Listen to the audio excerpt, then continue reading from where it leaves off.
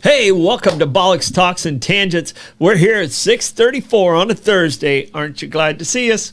Hey, We're glad to be seen. Derek, we had a rough weekend this past weekend. I'm just now recovering. Yeah, it's not good. When I see you twice and it's late both times. On the weekend. Fuck. And alcohol's involved both days. Hey, Friday, St. Patrick's Day at Meehan's. It got late early. That's all I know. It got late early. And Reggie didn't help. He didn't help. He kept bringing us drinks. I mean, he did help by bringing us drinks and shots. And We appreciated We did. his support. Yeah. My bicycle was so shit-faced on Friday night. I tell you, man, you got to watch them. Fuck. Sometimes your bicycles are irresponsible. I had a tab upstairs, right? Johnny Oysterbar had a tab upstairs. My wife had left before me, and I was on my bicycle, which wasn't fucking performing Yeah. as it should. And I made it to the top of the Bridge of Lions, and I got a text from my wife. I was going home in a difficult condition, and my wife texted me to tell me that she had opened a tab downstairs, and could I, before I left, get the credit card and pay the tab. So I had to her then... credit card was downstairs, and you're on the top of the bridge. Yeah, I'd paid one tab upstairs, so I then had to turn around on the bike, go back, go inside, and try to explain, because I also lost the power of speech. Yeah. By that stage. Yeah. Well, there was a lot of people that lost the power of speech. Yeah. I blame the crowd. Yeah. There was an intimidating factor to the crowd. Well, at one point, like, I understand you very well. All right? Yeah. But you're friends, and I understand John very well. Yeah. But when Wayne gets intoxicated, I don't understand him. No, and there was a lot of Irish people at that There table. was a lot of Irish people at the table. There was one English person, and then me and Julie were this lone Americans there. Aubrey came in later, but it was like, I'm hanging with Julie. Because you guys got to talking at one point, and I was like, I looked at her, and I go, you know what they're saying? She's like, I know what Derek's saying. I was like, okay, I got most of Derek's. Well, we reckon there was probably about 12 real Irish people in the building. Oh, yeah. And you could knock Reggie off, right? So that's 11. Well, and 7 were at our table at You one had stage. Reggie, Brian, and there's another gentleman who works there that's an Irishman. So we start with those three. Yeah. And then the rest of them were at our table. Yeah. Oh, yeah, it was Yeah. You guys, a lot of fun. You let the guy from Wales hang out with you, so I appreciate it. I'm okay with Paul. He's Welsh, he's not English. Yeah. You know. So you let him hang out with you, so we're good. All right, you know what we got to do? We got to talk about our amazing sponsors. The reason we get to do this. Yeah. Bollox Talks and Tangents, and we're going to start with City Gate Distillery. They're also our whiskey. St. Augustine Distillery is our whiskey. This is the summer batch. Ooh. Coming up. Summer batch. Summer batch. All right. And that's from St. Augustine Distillery. Best tours in town. They've won best tour of... they've won best distillery tour in the United States. So, I mean, just amazing. And they got great tasting there at both locations. They have a great variety at City Gates. Huge variety. I encourage everybody, if you haven't been, go down there and taste the whiskey. Yeah. It's absolutely incredible. And if you don't drink enough there, just go over to St. Augustine Distillery. You'll be hammered. Yeah, absolutely. All right. 900 degree. If you want to soak up that whiskey. Pasta and pizza. Pizza and pasta. 900. It's over on Lewis Speedway. It's right by St. Augustine High School. The pizza's amazing. The pasta's amazing. So Look, good. it's by the high school. If you're over there for a high school event, pop in to see these guys. It's so good. It's so good. And I'll tell you this. It's what a pizza's supposed to look like. Yeah. Oh, Lord. I mean, what's the show you watch, Barstool? Blake, you watch a lot? Yeah, it's the One Bite Pizza Reviews. One Bite Pizza Review. I think 900 degree would crush that. I think so too. What's the highest number you can get? A 10? The highest you can get is a 10, but the highest score that's ever been given was like a 9.7. Okay, they're a 9.8. 9.8, I think. They're a 9.8. Yeah, I think so. They're that good. Even the Polish judge would give them a 9.8. Oh yeah. The Soviet. they hadn't been around for a while. Yeah. But no, check out 900 Degree Pizza and Pasta. If you haven't tried them yet, do yourself a favor. Get over there. Heather's over there. She'll take great care of you. It's like an angel singing on your tongue. Oh, my gosh. It's so good. So good. Abare, Kresge and Associates. It's tax season. These are the guys you need to call. You know where those guys are right now? They're at work. They're at the office. They're at the office right now. Yeah. I hope they're at the office. If you need help for tax season, call these guys. If you need help setting up a small business, call these guys. If you even think, oh, I might need some help, call Abare, Kresge and Associates. They're the best in the business. They're so good at what they do, and they have decades of experience and amazing staff. Yeah. Beacon Listening Room and Gypsy Cab.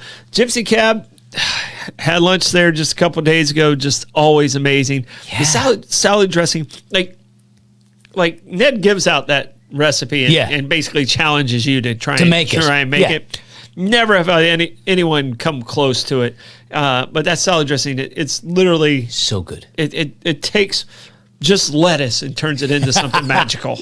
I had a few drinks in there on Saturday evening before I went to see the Avett Brothers. Oh, yeah. Where I saw you again at the Avett Brothers. Yes. And by the way, tall people have to be banned Every from tall concerts. person in St. Augustine was at that damn concert. Absolutely, they were fucking giants everywhere. I had Herman Munster in front of me. There was fellas, there was Viking-looking fuckers that were 9'4" ahead of me. I said our regular seats are in the 4th row 102. Yeah. So if you want to find me at a concert, 4th row 102, but you're probably going to find me at the at the bar. at the Am Choice bar. Yeah. That's where you're going to find me. But I swear, so I'm 8 inches up above the guy in the 3rd row, in row C. I'm in D. All right. And he was still 4 inches taller than me. Yeah, 7 foot tall. I know. I mean, and it wasn't just 7 foot tall. Like, you know, you can kind of do a lean. It was like, I was hoping he'd start rocking a little bit, and then I'd rock. You could see a little bit. I could rock opposite of him, but no, it didn't work. He was just like he was a. We decided literally that was a apparently monster. The Avett Brothers have the biggest fans in the world. I have never seen a crowd that big. No, never. If you were at a concert, please comment on it because that was the biggest people I've ever seen at a concert. Widespread panics this weekend too. So, oh my god! So that'd be fun as hell. My glaucoma will be fine. Your glaucoma will be fine indeed. Yes, but you know, if you go pregame at Gypsy or the Beacon, pregame at the Beacon, or do the after party at the Beacon, it's magic. Yeah, absolute magic. All right. Meehan's did his proudest. Actually, I don't even know if I can. Did. I don't even know if we can do this. I can't say anything about Meehan's other than thank you for St. Patrick's Day. Friday was so much fun. So much fun. So much fun. And the group we had was just torturing each other. Oh God. You know, and you had you congratulations on rugby. Thank you very much indeed. It's the first time you guys have ever won at home. First time we've ever did the Grand Slam at home. Yeah. The Grand Slam of rugby at home. Yes. And tell people what that is, because you explained it to me and I didn't realize. They play the Six Nations Championship every year. It's Ireland, England, Scotland, Wales, France, and Italy. The Grand Slam is if you beat every other team. And so Ireland beat everybody.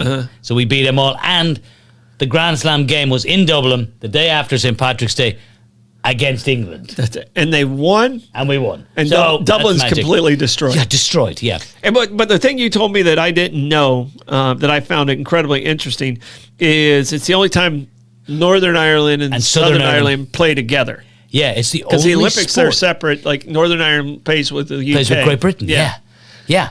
And in soccer, we have a Northern Ireland soccer team, a Republic of Ireland soccer team. But in rugby, North and South play together. How did those two teams do in the World Cup? Can we move on, please? Okay, all right. Thank you. Dick. All right. St. Augustine Pirate Museum. St. Augustine Pirate Museum. This is what Friday night was all about. The Pirate Museum didn't qualify for the World Cup either. Just say it. It didn't, but if it actually put in its entry, it would have. Because Captain Mayhem, I'm sure, would have shot everyone and just... Yeah, absolutely. Mayhem's his name. Mayhem's the game. Yeah. What a museum. 800, over 800 original artifacts. Biggest collection of pirate artifacts, original pirate artifacts. There's a lot of them out there. And when I first went, the first time I went, I was like, okay, I'll give it a chance. And it was like, Yeah. But it is such an amazing, every time you go there, you're going to see something new. If you can get a chance to get the tour with Captain Mayhem, it'll blow your mind. Just take that dude. Tour. Yeah. And Cindy over there, guys, seriously, what you do for the city, what you do for the town, thank you so much. It's a great museum. Take the kids there. Yeah. All right. River and Fort. Amazing food. You know where it's near?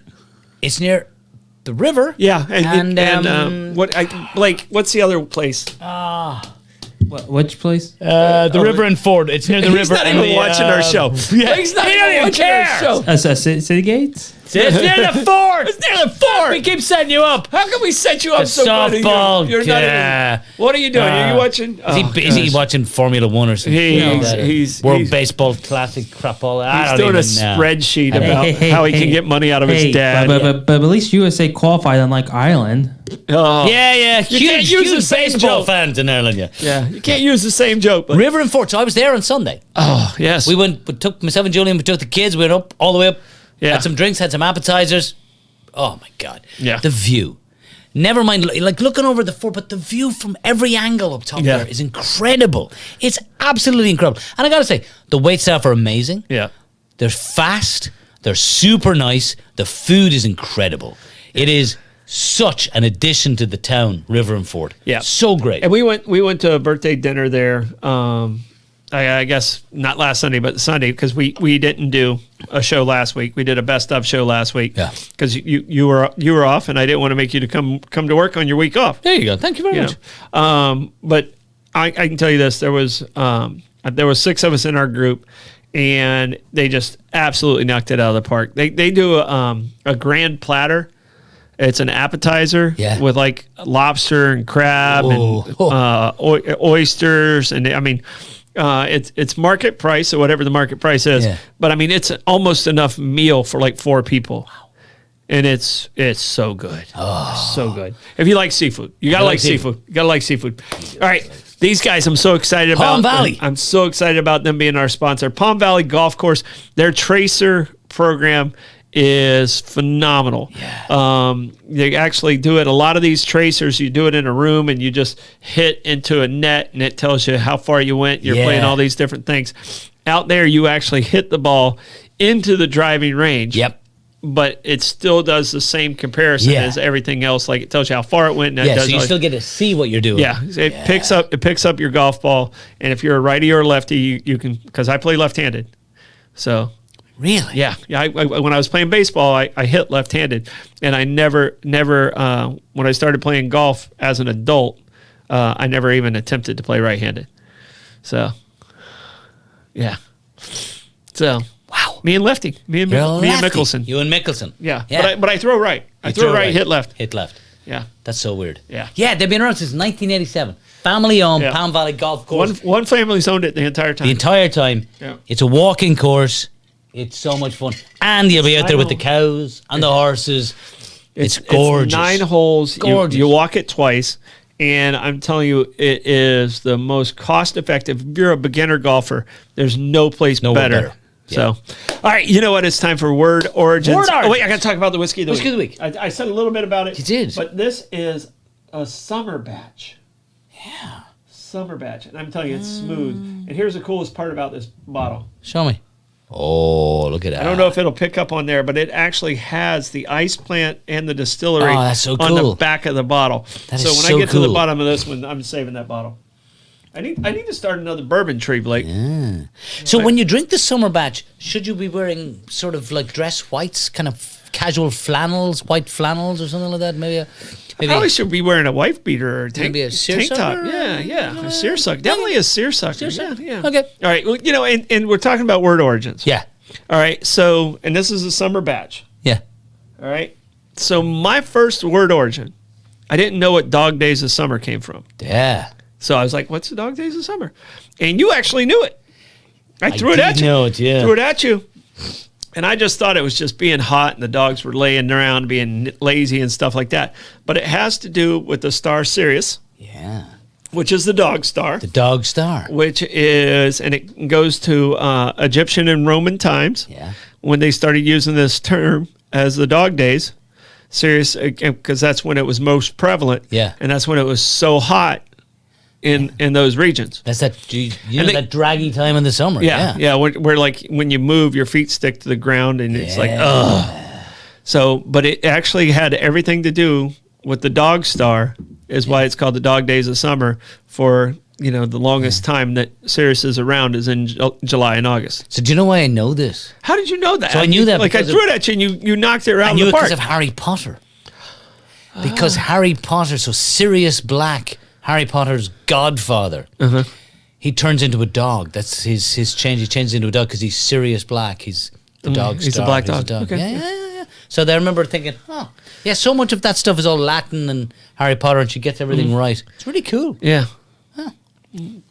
Nope. So what's your word? Okay, First word origin. I started with shindig. Okay, a little Shindig, a little party, yeah. So, shout out to Jeremiah and Aubrey Mulligan because we were talking about shindigs the other night after the Abare Brothers. Gotcha. And so it's a rowdy party, lively gathering, that kind of thing. But it goes back to the 1850s here in the United States of America to the word shindy. And a shindy was a row, a scrap, or a spree. Some kind of a carrying on kind of thing. And then maybe a scuffle? a scuffle, yeah. okay. A Donnybrook, even. Woo, I know. Donnybrook's, I think, even bigger than a shindig. It is, yeah. And it goes back to shinty, which is a Scottish game akin to the Irish game of hurling, sort of like field hockey, but you beat the shit out of each other. Use the stick as a using weapon. the stick, yeah. And it goes back to it's a violent stick-related games, and some people have said, well, a shindig in shinty happens all the like time. when you whack them in the shin. Yeah. So it actually has to do with getting whacked in the shin, and getting your shin a little bit of dig out of your shin. Yeah. I'm not quite sure how that's turned into have a shindig and it's a lively gathering and a party. Yeah. But that's where it comes from. Excellent. Very nice. Very nice. All right. So opposite of a shindig, because if anyone ever describes us as this, they really don't know us. They really don't know us. Yeah. All right. A goody two shoes. Goody two shoes. Yeah, you're not a goody two shoes. I'm not a goody two shoes, and I don't know if you remember the song, Adamant song, goody two shoes. Don't drink, don't smoke. What do you do? Yeah. Yeah. Yeah. No, that's not us. Okay. That's not us. So I wanted to find the origin of goody two shoes. Well, there's no real reason, but there was a story in 1765 by a London writer, and it was a children's book, and he wrote about a do-gooder, and in the story, he called the do-gooder a goody two-shoes. And the term kind of stuck for like kids that are well-behaved became goody two-shoes, and then it went on to adults, but it started with kids. Yeah. Being well-behaved and being a do-gooder. Why is it goody two shoes? Like two shoes is... I guess the bad kids don't have shoes. Maybe. I don't know. Goody one foot? Baddie one shoe? I don't know. I'm old, but I'm not 1765 old. Yeah. That's true. Yeah. 1794 for 94, those of you at home. Yeah. I mean, me and Washington only crossed over a couple years. Yeah, you missed him by a little. Yeah. So my second word, I got hazard. Hazard. Yeah, 13th century Arabic word is alzar. Alzar. Alzar. And it refers to dice that's used in gambling games. Oh, okay. Right? And obviously there's a big element of risk inherent in these games, the dangers of dishonest people playing with loaded dice, etc., etc. And so all these connotations of danger and peril associated with the word, and the word traveled back to France and then into Britain after the Crusades, where the guys out in the Crusades spent a lot of time gambling in the Holy Land. When they weren't fighting, they were gambling, and alzer was the term that was used to the dice used in gambling games.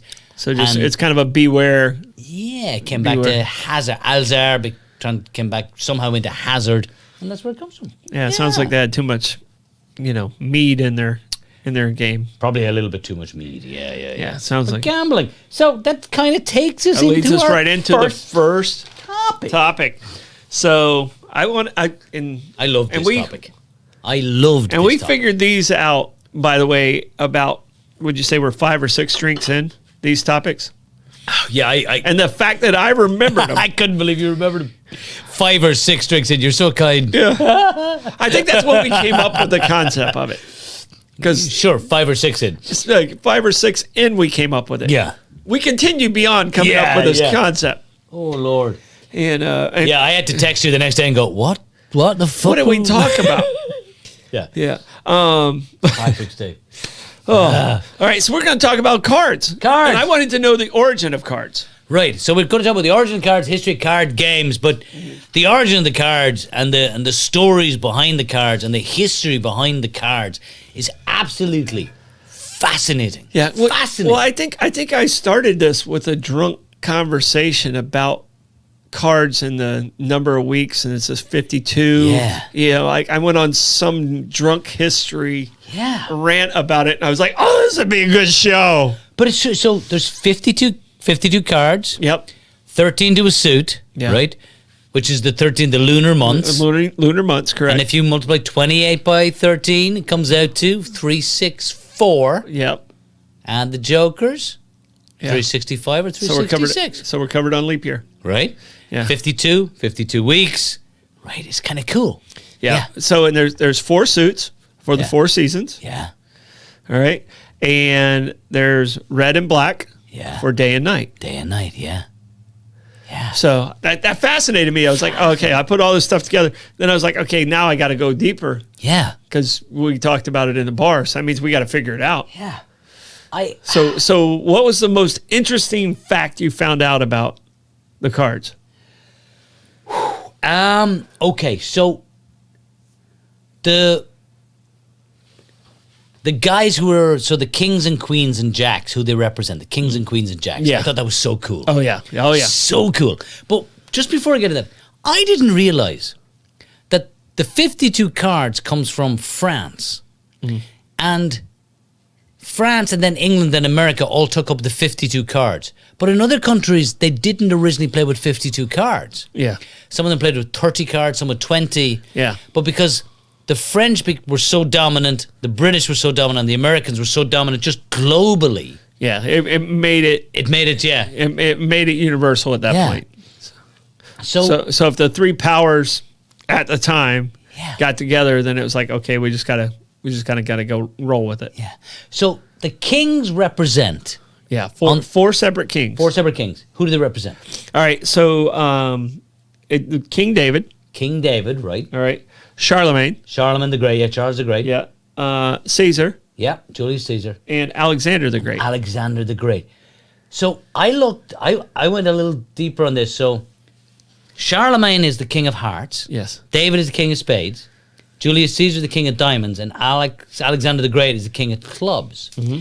And depending on where I read it, it talks about the 4 great empires or the 4 great originators of Judeo-Christianity. Oh, I didn't see that. So it's a connection of that. Okay. Yeah, so you've got the Roman Empire, Julius Caesar. You got Greece, Alexander the Great. You have the king of the Franks, Charlemagne. He was also crowned the Holy Roman Emperor of the German nation. And then, of course, King David, being incredibly important in Judaism. Yeah. Yeah. And so one of the kings doesn't have a mustache. Do you know which one? King of Hearts. King of Hearts. Do you know why he doesn't have a mustache? See, and the reason I know that is I played a game called Fours, Whores, and Mustache Men. You played a game? Give it to me again. It was called Fours, Whores, and Mustache Men. Fours, Whores, and Mustache Men. Okay, so it was all. Oh, so many questions. It was all the face cards. Yeah. Plus the 10. Yeah. And the number 4. Okay. Everything was wild as long as it had 4s. Oh, no, you used a full deck. I used a full deck, but if you came up with a 4, it was wild. A whore, which was the queen, and mustache men, because 3 of the kings have mustaches. 3 of the kings have mustache, and 2 of the jacks have mustache. That's right. So, and mustache men. So it was Fours, Whores, and Mustache Men was the game, and it was a matching pot game. So you would have a group, and you go 1, 2, 3, drop. If you stayed in, and I beat you, you had to match the pot. Whoa. Okay, but there's also a dummy hand. So you use the dummy hand if no one else stays in. If you go 1, 2, 3 dropping, you're the only one that stays in. So it really hurts if you lose to the dummy hand. Oh, yeah, it does. And it's really bad if 4 of you stay in. Yeah. Holy shit. Oh, we're talking thousands of dollars really quick. Yeah, when I didn't have that kind of money. Yeah. Wow. But Fours, Whores, and Mustache Man was... So the King of Hearts has no mustache? No mustache. Do you know why? Well, I felt like the heart suit represented the church.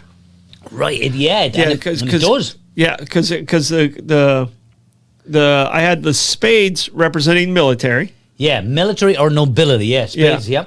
Yep. I had the hearts representing the church. Yeah. And diamonds representing the merchant class. Right. Yeah. And the clubs representing the farmers. The farmers or the peasants. The yeah. peasants. Yeah. Absolutely. So the hearts, the original sort of the graphic symbols or the pips and all that. Yeah. Cups and chalices became hearts, swords became spades, coins became diamonds, batons became clubs. But so I was trying to figure it out yesterday, and the reason why he doesn't have a mustache is the original wood block printing. Right? The French were using stencils, and eventually the stencils on the King of Hearts wore out. So it was a mistake. It was just a mistake. The King of Hearts originally had a mustache, but beautiful. the stencil wore out, and so many things were... It was just a mistake. Just a mistake. Word could print it that way, and then it just became normal. Yeah.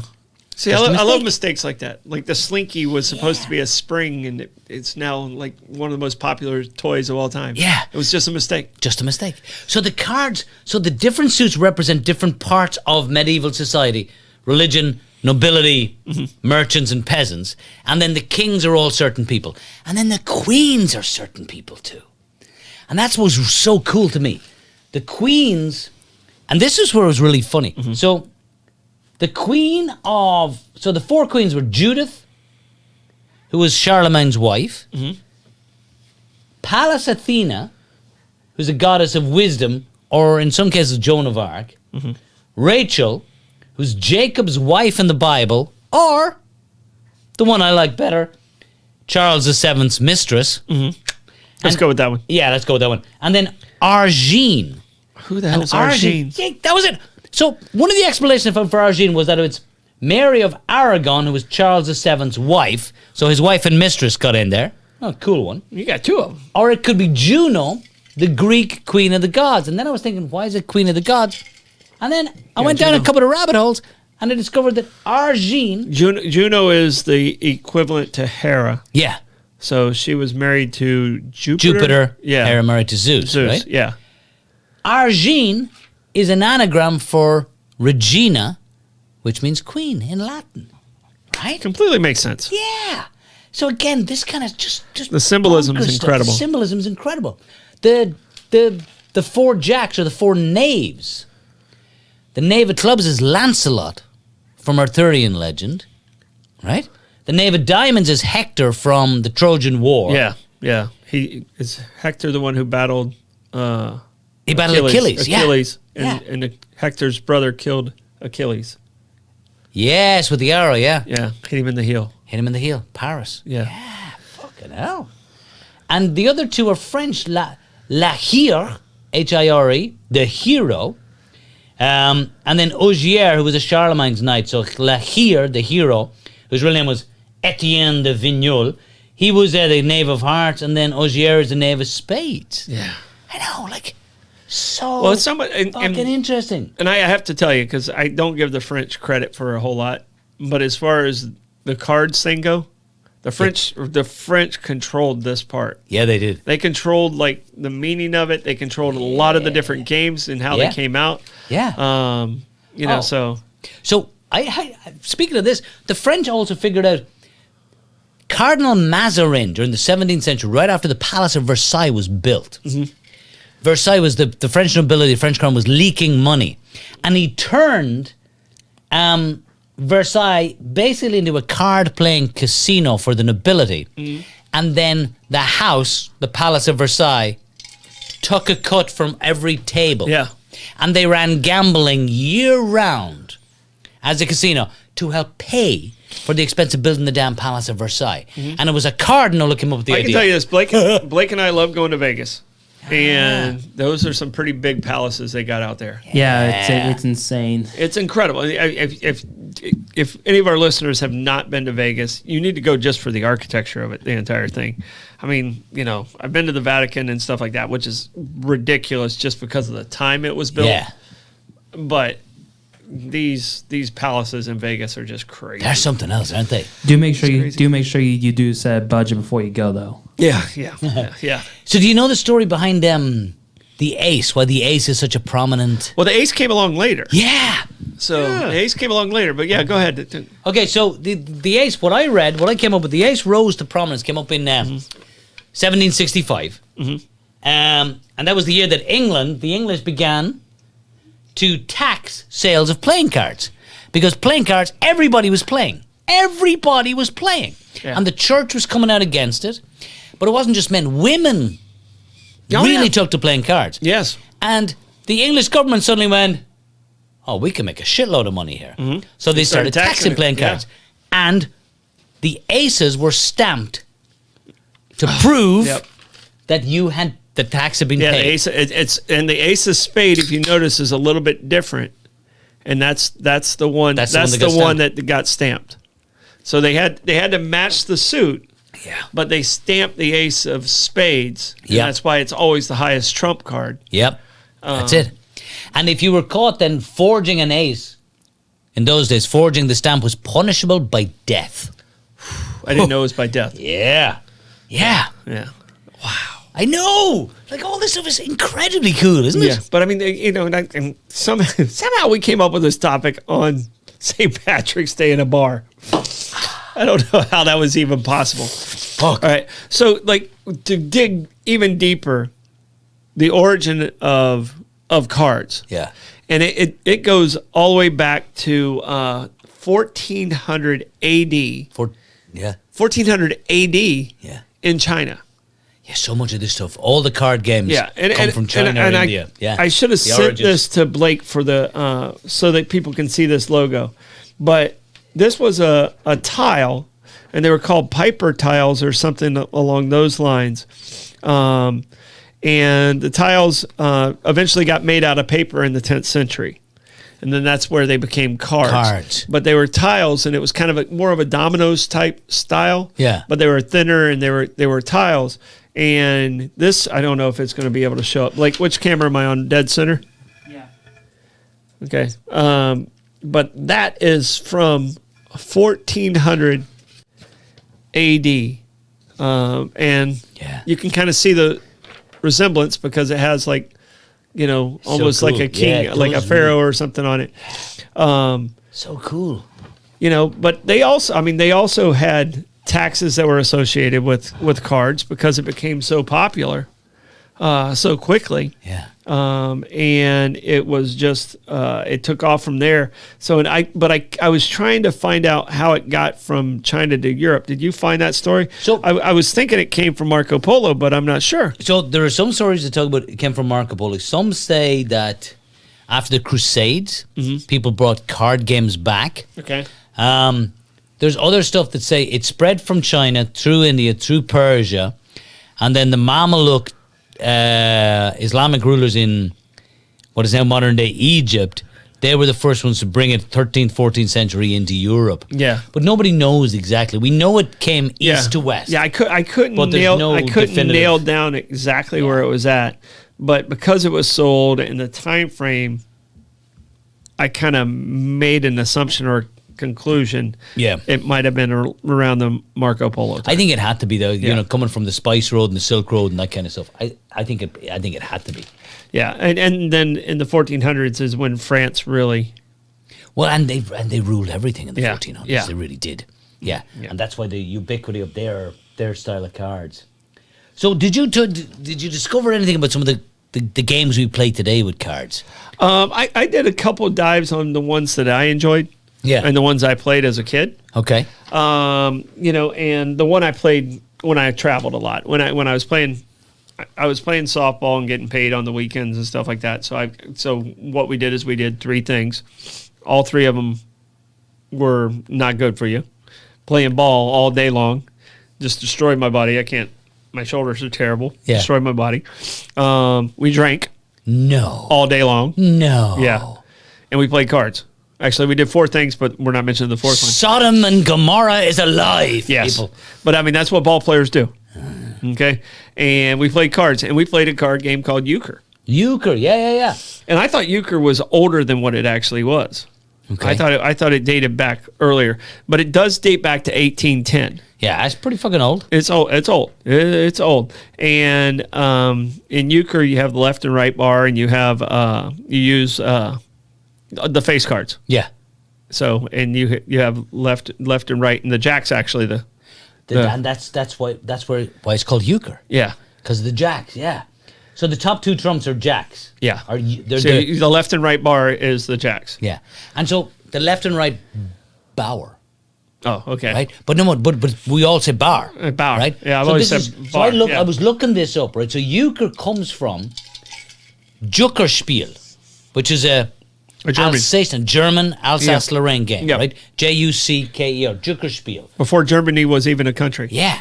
Which means the game of jacks, Jucker. Yeah. It's a game of jacks. And the joker comes from the game of euchre, Yeah. which was an American invention in about 1860. The wild card, the joker card, and it became the topmost trump. The joker was I've never played euchre with the joker. with the joker. Yeah. And so basically the joker in euchre is in effect the glorified jack. And I went down again, so it's a left bower and a right bower. Yeah. Right? And bower is the German B-A-U-E-R, Bauer. Yeah, when we're saying And- left bar and right bar, if you play cards and Yeah. you play trump games, that means that's the power cards. That's the power cards, Yeah. yeah. But Bauer in German means A, farmer, and B, jack. Translates to jack. Wow.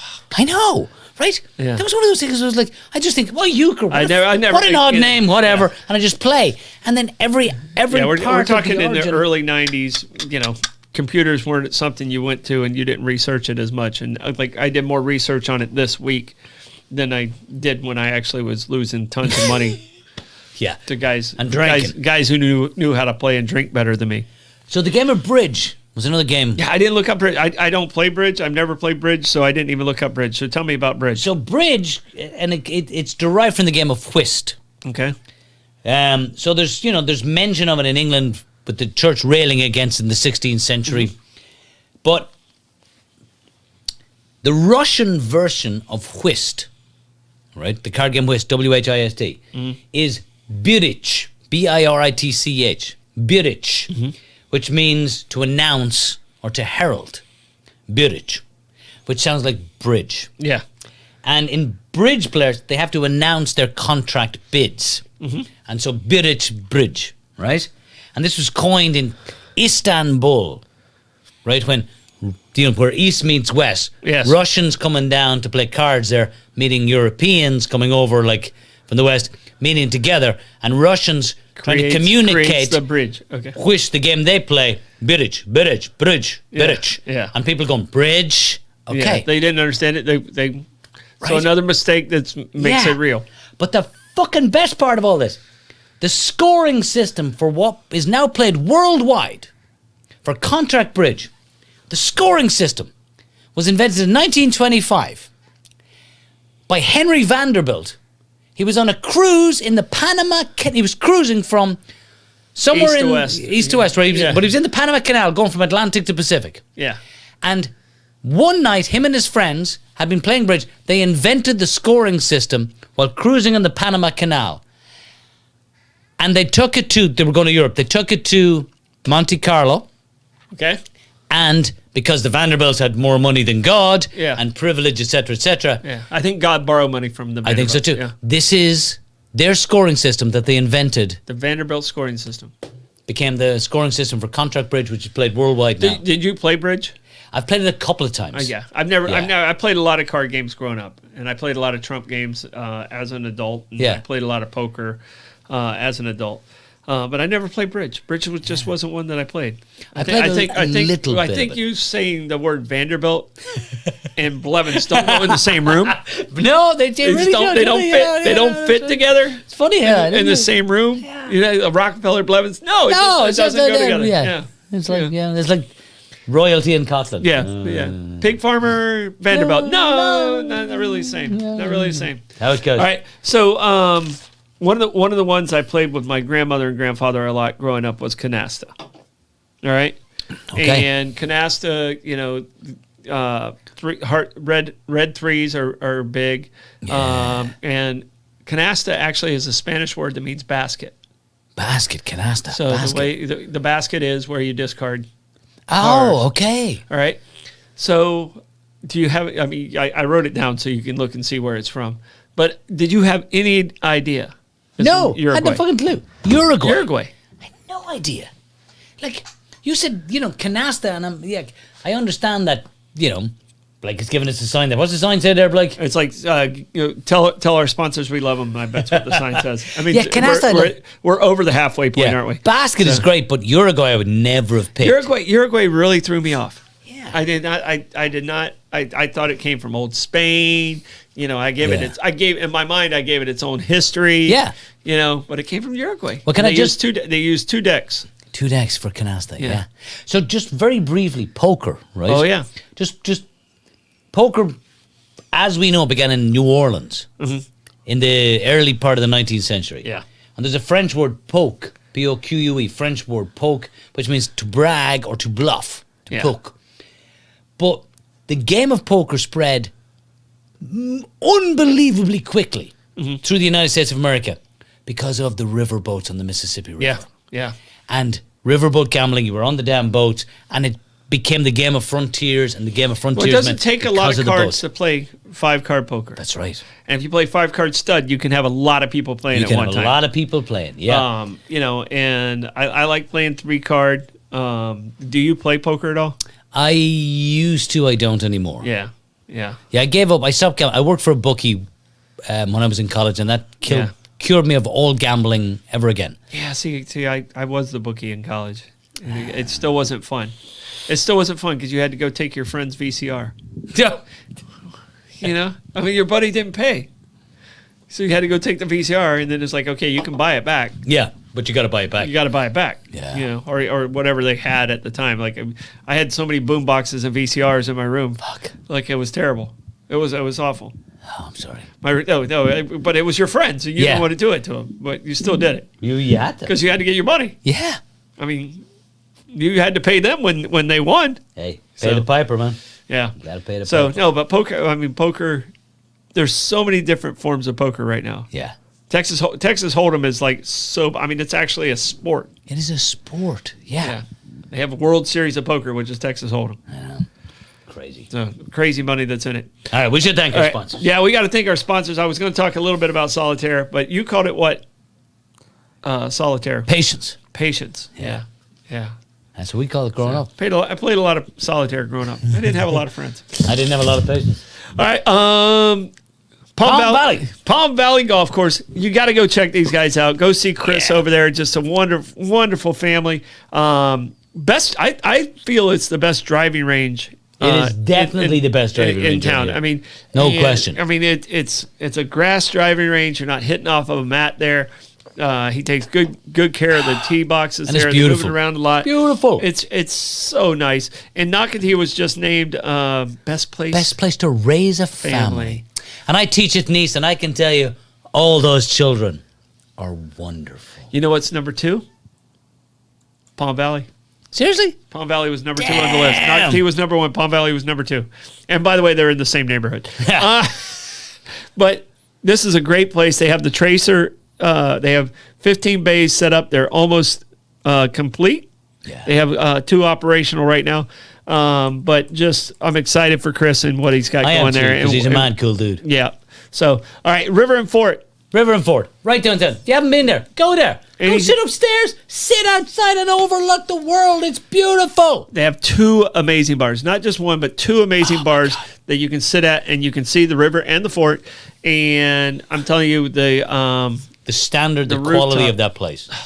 Yeah, the food. I've not had a bad meal there. Never once. And I've eaten there a lot. St. Augustine Pirate Museum, they're part of Sponsor Row. Sponsor Row right there. Yeah. So, check them out. Cindy over there, they're always involved in the community. Thank you so much for always stepping up. The Croce family, giving her full support to let her do what she does. Yeah. Just such a great asset to the city. They really, they're incredible. Yep. Meehan's Irish Pub. Oh, this guy. I can't say enough. This guy. Reggie, man. I didn't like you Saturday morning, Reggie. They kill it. 3 bars in one. You weren't there last week. Go downtown. You want to get a proper pint of Guinness? That's the only place to get one. I can tell you right now, Friday, when I exited, that's the best term I can use. When I exited the building, we couldn't get another person in there. No, you could not have stuck another human being in there. And we kind of had our. We had a bit of space. You had set up camp very well for by the time I got there, because I was like, hey, where you at? Was not my camp setup. That was. My wife had established that very nicely. Okay, she's a talented person. I kind of knew that, because she scares people. She does. She can box out. Yeah. I mean, I'm for a Maryland girl, she's Terps. It's basketball. Kind of frightening, but no, just Reggie. Congratulations on what you pulled off on St. Patrick's Day. Just everybody who was there was having a good time. Oh my God, everyone had a great time. Everybody had a great time.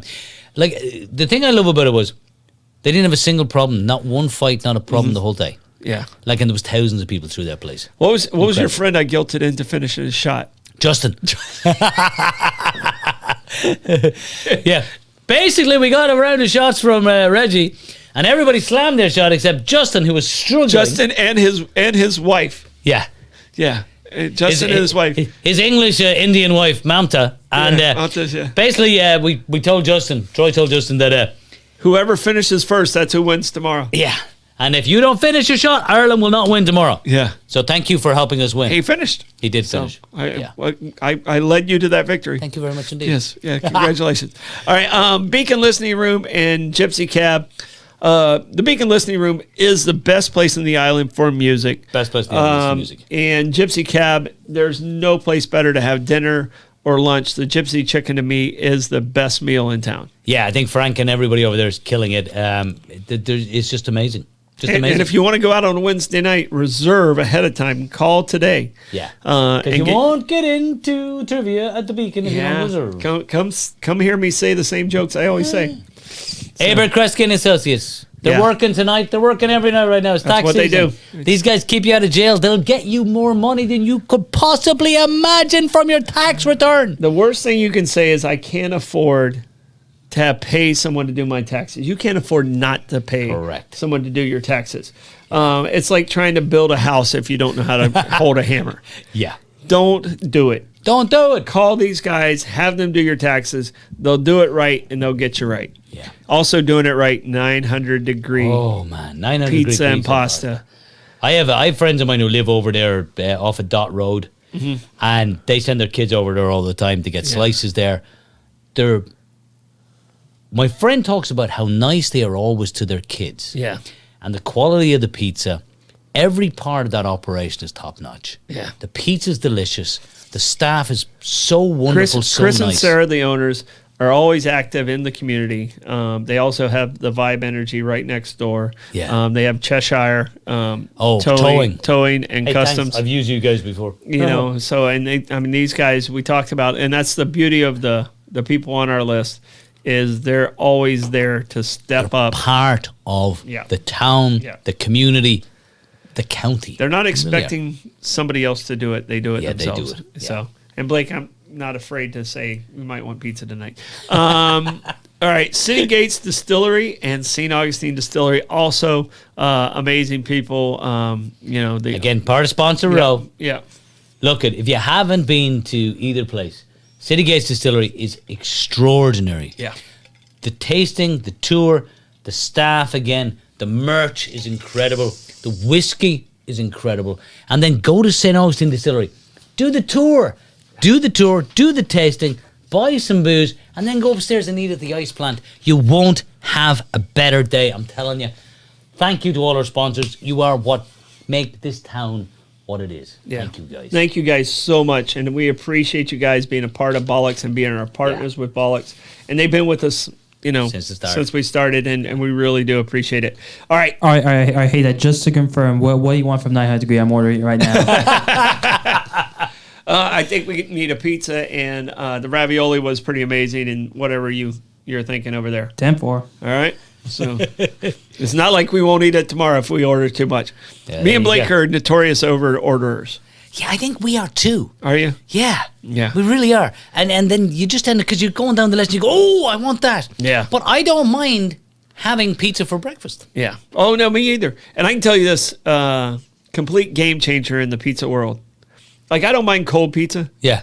But if you pop a slice of pizza in the air fryer, it's changed everything. Change everything. We Like just 2 days later, it wakes it up like, Yeah. oh. Hey, It's like young Frankenstein. fried chicken the same way. It's the exact The same air way. fryer. Exact. Oh, by the way, we still have some wings left over in the fridge. I made wings. The other night. Yeah, sorry to be distracted, but this is what happens when we do a show near dinner time. So, all right. Theme parks. Amusement parks, theme parks. I know we did some roller coasters before. We did. But we wanted to go to actual amusement parks. Right. All right. I just want to ask you this. Yeah. I did not touch this one, but did you do anything on Disney? Nope. Me neither. No, Me no neither. I think it's overdone.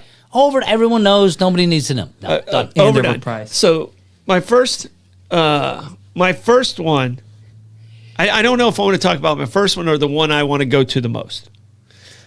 The one you want to go to the most. It's the one I want to go to the most. All right. It does require you to be at least 32 inches tall. So, because if you're not, then you get in free, but you don't get to play with any of the toys. It is in Katy, Texas. Katy, K-A-T-Y. Katy, Texas. K-A-T-Y. Katy, Texas. All right. It is called Dig World. D-I-G. Dig World. Dig World. Be careful when we say that because I've got a drink in me. Dig World. All right. At Dig World, you pay $25 and you get to hop on bulldozers, backhoes, bobcats, and you basically build a park. You just get to dig? You get to build with excavators, steer loaders. You can, and you kind of get your whatever you want to do. You can just get into a big fucking digger and dig. You can take the backhoe and you can pull out fish out of the water. You can pick up cones with little grabber things like the crane machines. If you just want like to human dig. Yeah, you just want to dig. That's all you do.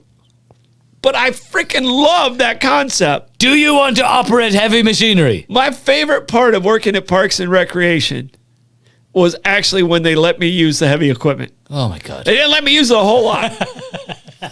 But when they did. Because I'm the kind of guy who goes, I can push it a little harder. No, you're not. Yeah. Wow. Dig World in Katy, Texas. Dig World in Katy. If I'm ever in Katy, Texas, who's ever with me, you can either go wherever the hell you want to go, but I'm going to Dig World. And that was my favorite one that was on this list, and I didn't know it existed until this week. Oh, that's Dig amazing. World. Dig World. Have you ever heard of it? No. Oh, it's sponsored by Caterpillar. So No shit. yeah. But Okay. but the only downside is it's only open on the weekends. Yeah, I work during the week, so I'm good with that. Okay, so the first one I want to talk about, this was, by one account, the oldest amusement park / theme park in the world. And it is in a place called Dryhausbakken in Denmark. Dryhausbakken in Denmark. Mm-hmm. So, to put this in perspective, Dryhausbakken means deer's pasture. All right. Okay. But today in Denmark, it is the second most visited place in Denmark. So it's still around. It's still around today. It goes back to 1583. Mm-hmm. But it's the second most, as tourist attractions go, this is visited second most. Right? Legoland, no. Little Mermaid, no. Tivoli Gardens just pips it out. It's been I have Tivoli Gardens, but I wasn't going to go to it to just go around. There was a healing springs. It's a UNESCO World Heritage Site, this place is. Yeah. And when you go there, there's no neon lights, no big brands, no big companies are allowed. They're all banned. Mm-hmm. And it's just this crazy kind of old, it's got kind of old hinky rides. It's got one of the oldest wooden roller coasters in the world. Up until recently, they had official guys on the wooden roller coasters as brakemen. So they would ride the road, and there had to be a guy on there to pull the brakes to stop Like the an roller elevator. coasters. Like an elevator. Yeah. Wow. Hope that Like- guy's not having a bad day. Seriously. What's your job? I ride roller coasters all day. I'm a brakeman. I hate my job. I hate life. That's such a great thing. I would have to ask the dude how his day's going before I ride that ride. Yeah, you would, wouldn't you? Yeah, you want to know. How are you?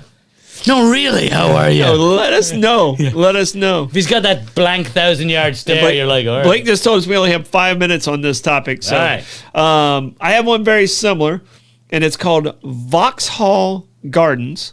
Okay, Vauxhall Gardens. Vauxhall Gardens. It was created in 1751. Shit. It's actually in London, and it's nestled on the south bank of the River Thames. Aw. So it started off as nobility and stuff like that. Yeah. And it kind of shifted in the 1800s more towards the modern or the less affluent, like Okay. the nobles and stuff like that. It was more for the everyday person, The us.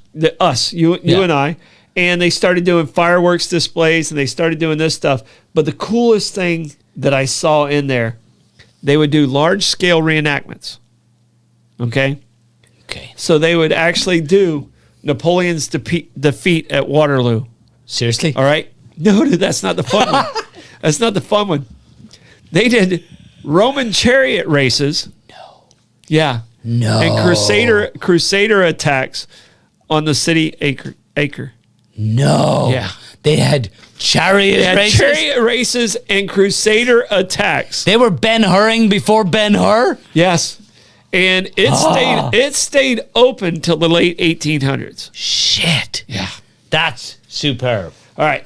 The other one that I have, and I want to jump into this one, Yeah. is, and I didn't know this existed, the Mormons. Famous for their theme parks. The Mormons, famous for fun. When you want to let go, you go Mormon. Okay. It opened in 1893. Okay. It's called Saltaire. Salt air. Oh.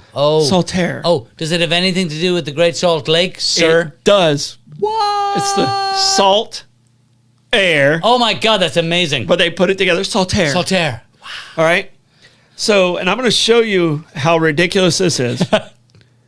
It is a 4-story pavilion Right? that was built, and Coney Island had just gotten started, and that's where the heathens went. Oh, heathens. You know, but the Mormons said, we need to have our own Coney Island. Yeah. So they built this, and this, you can look at that. Blake, can you pull that one up, Saltaire?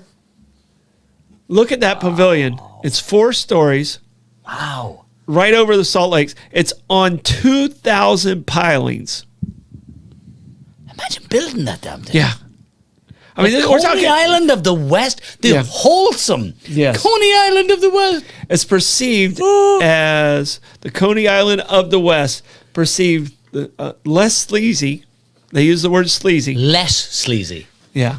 Oh. Their family-friendly park proved an instant hit as scores of visitors arrived by train from nearby Salt Lake City to enjoy music, dancing, and bathing in the lake's saline-rich waters. Aw.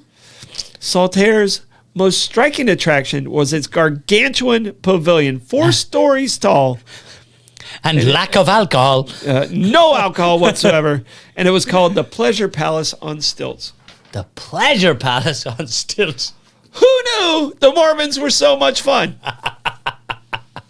Well, they do have the Jazz basketball team, so yeah. Yeah. Well, that, you know, and that came from New Orleans. It did. So. Okay, so I want to talk about one called. I discovered this place. I spent the summer of 1988 working in Dusseldorf in Germany. Mm-hmm. And they have this massive fair on the Rhine, the Gross Kirmes am Rhein. Big fucking fair on the Rhine. Okay. 3rd week of July every year. Goes back to 1435. Started as a fair, as a religious festival, and then gradually morphed into shenanigans and mischief and all that kind of thing. And they have roller coasters and crazy rides and beer tents. And it's I think it's the second biggest traveling amusement park in the world. And it comes back to Dusseldorf every summer. And if you're ever in Dusseldorf in this July, it is During the dog days. oh my god, during the dog days of summer. Yes. It is unbelievable fun. You're looking across the River Rhine at the old town of Dusseldorf, which goes back to 888, and it throws the fuck down. Is the only way I can describe it. All right. Proper good. Last one I'm going to mention. We're going to wrap it up. All right. Action Park in New Jersey.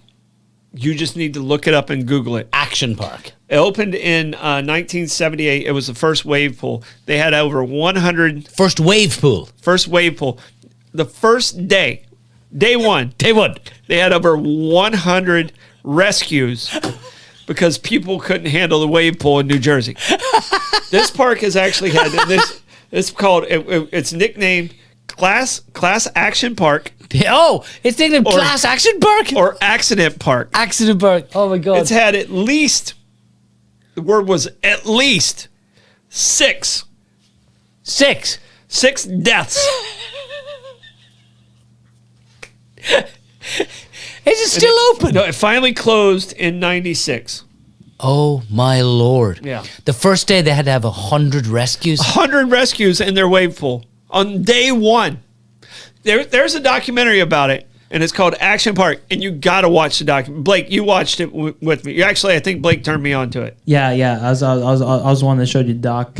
Yeah, it's incredible. You gotta watch Action Park, New Jersey, because they can tell it even better than what I'm telling you right now. But I mean, when they use the term at least six deaths.